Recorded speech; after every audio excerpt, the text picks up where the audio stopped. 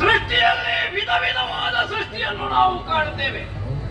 ಅಂಡಜ, ಪಿಂಡಜ, ಸ್ವೇದಜ, ಉದ್ಭಯ, ಹೀಗೆ ವಿಧ ವಿಧವಾದಂತಹ ಸೃಷ್ಟಿಗಳು. ಆದರೆ ಪಂಡಾಸುರನಾದ ನನ್ನ ಸೃಷ್ಟಿಯೇ ವಿಶೇಷ. ವಿಘ್ನ ವಿನಾಯಕನಾದಂತಹ ಗಣಪತಿ ಭಸ್ಮದಿಂದ ಒಂದು ಬೊಂಬೆಯನ್ನು ಸೃಷ್ಟಿ ಮಾಡಿದ. ಅದಕ್ಕೆ ಪರಮೇಶ್ವರ ಜೀವಗಣೆಯನ್ನು ಕೊಟ್ಟ. ಪಂಡಾಸುರ ಎಂಬಂತಹ ಹೆಸರನ್ನು ಕೊಟ್ಟ.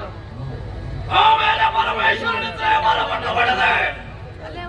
ಅಮ್ಮನಲ್ಲಿ ಬಂದು ಹೇಳಿದಾಗ ಹೇಳಿದ್ದೇನು ಪಾರ್ವತಿ ದೇವಿ, ಇನ್ನು ಕೈಲಾಸದಲ್ಲಿ ಇರುವುದಲ್ಲ, ಇನ್ನು ನಿನ್ನ ಮುಂದಿನ ಜೀವನ ಪಾತಾಳದಲ್ಲಿ, ಅಲ್ಲಿಗೆ ಹೋದ್ರೆ ಶುಭಬಹುದು. ಸತ್ಯ ಅಂತ ಭಾವಿಸಿ ಬಂತದ್ದು. ಎಂತದು ಶುಭಬಹುದು?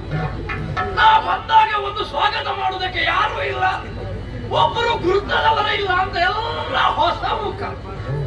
ಯಾರು ಹತ್ತಿರ ಬಂದು ಮಾತಾಡುವುದಿಲ್ಲ. ಮಾತಾಡಬೇಕು ಅಂತಂದ್ರೆ ನನ್ನ ಪರಿಚಯ ಅವರಿಗೆ ಬೇಕು, ಅವರ ಪರಿಚಯ ನನಗೆ ಬೇಕು. ಒಂದು ಕೂತ್ಕೊಳ್ಳಿಕ್ಕೆ ಜಾಗ ಉಂಟು, ಒಂದು ಬಂಡೆಯ ಮೇಲೆ ಒಂದು ಲೋಕ ಇಲ್ಲ, ಸ್ಥಾನಮಾನ ಇಲ್ಲ, ಅಧಿಕಾರ ಇಲ್ಲ. ಶುಭಬಹುದು ಅಂತ ಅಮ್ಮ ಹೇಳ್ತಾರೆ. ಅಮ್ಮನ ಮಾತಾಡುವ